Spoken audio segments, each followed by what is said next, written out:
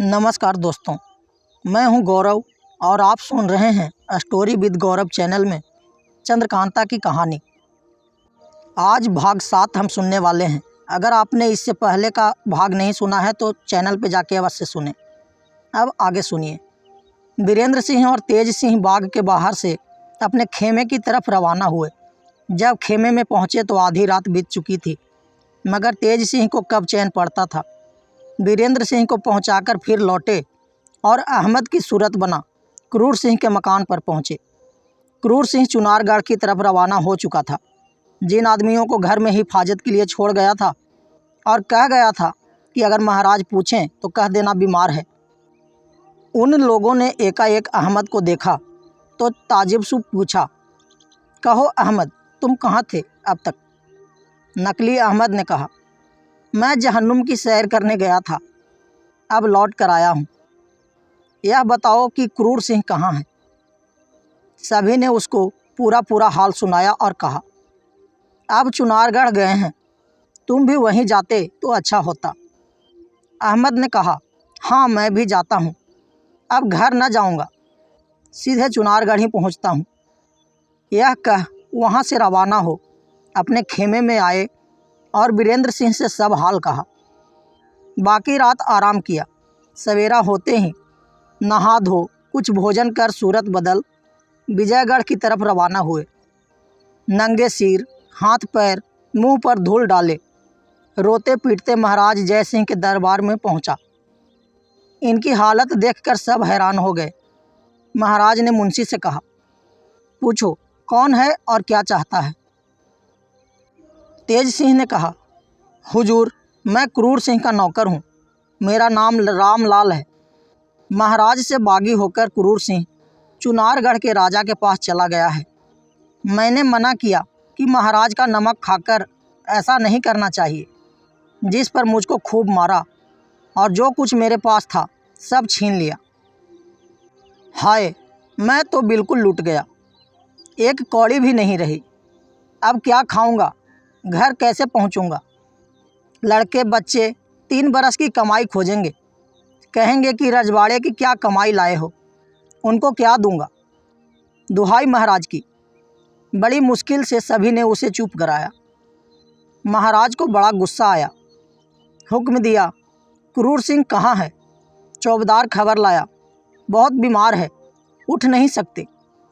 रामलाल यानी कि तेज सिंह बोला, दुहाई महाराज की, यह भी उन्हीं की तरफ मिल गया है, झूठ बोलता है, मुसलमान सब उसके दोस्त हैं, दुहाई महाराज की।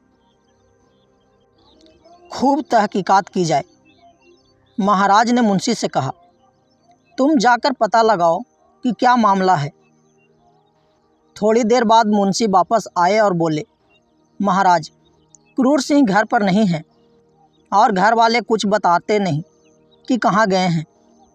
महाराज ने कहा, जरूर चुनारगढ़ गया होगा।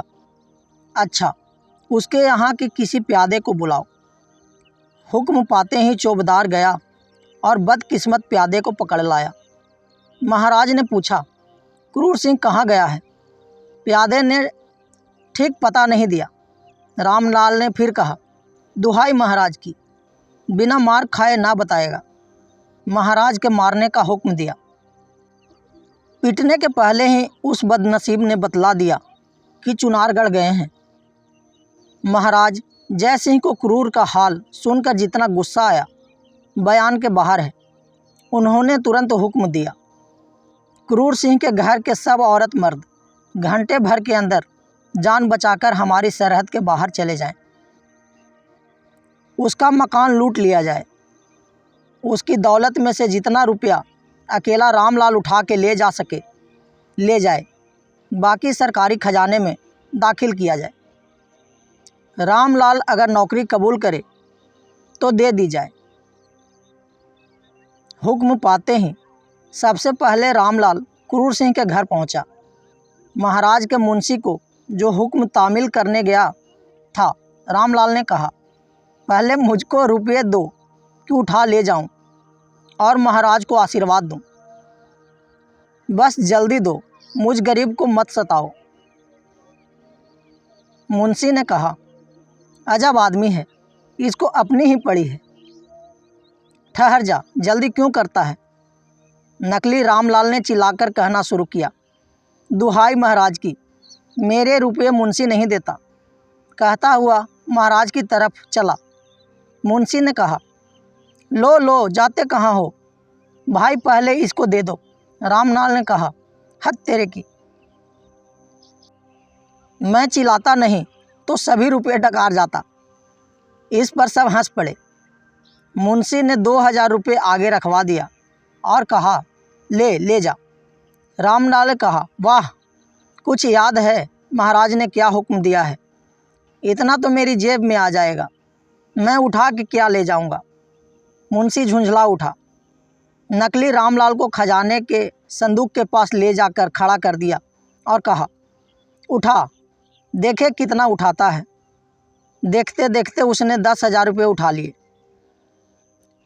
सिर पर, बटुए में, कमर में, जेब में, यहाँ तक कि मुंह में भी कुछ रुपये भर लिए और तब रास्ता लिया। सब हंसने लगे और कहने लगे, आदमी नहीं, इसे राक्षस समझना चाहिए।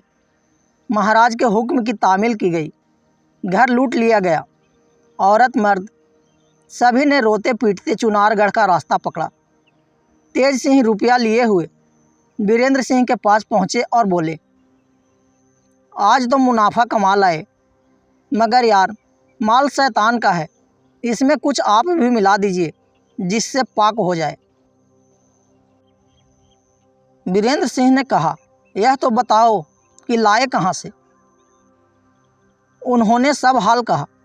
वीरेंद्र सिंह ने कहा, जो कुछ मेरे पास है मैंने सब दिया।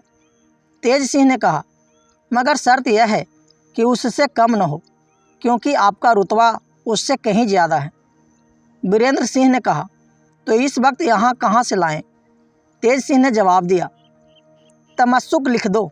कुमार हंस पड़े और उंगली से हीरे की अंगूठी उतार कर दे दी। तेज सिंह ने खुश होकर ले ली और कहा, परमेश्वर आपकी मुराद पूरी करे। अब हम लोगों को भी यहाँ से अपने घर चले चलना चाहिए, क्योंकि अब मैं चुनारगढ़ जाऊँगा। देखूँ शैतान का बच्चा वहाँ क्या बंदोबस्त कर रहा है। दोस्तों, पूरी कहानी सुनने के लिए हमारे चैनल को भी सब्सक्राइब कर लें, क्योंकि आगे और मज़ा आने वाला है। धन्यवाद।